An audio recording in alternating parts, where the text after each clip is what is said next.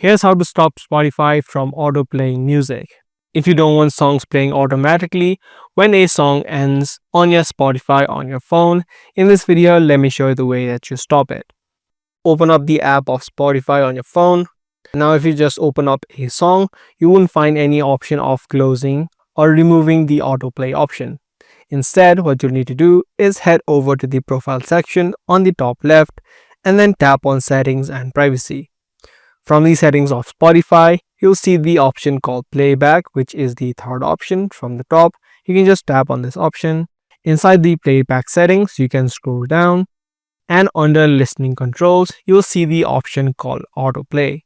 It says right here, similar content will play when what you're listening to ends. So this is a feature that plays similar songs that you're currently listening to. Now if you want this turned off, you can just toggle this option off. By default, this will be automatically turned on. So if it is also turned on for you, you can just toggle this option off.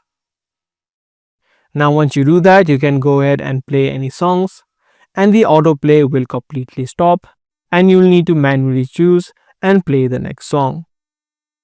If this video helped you out, be sure to subscribe, share, and also give this video a thumbs up. That's going to be all for today's video. I'm going to see you guys in the next one.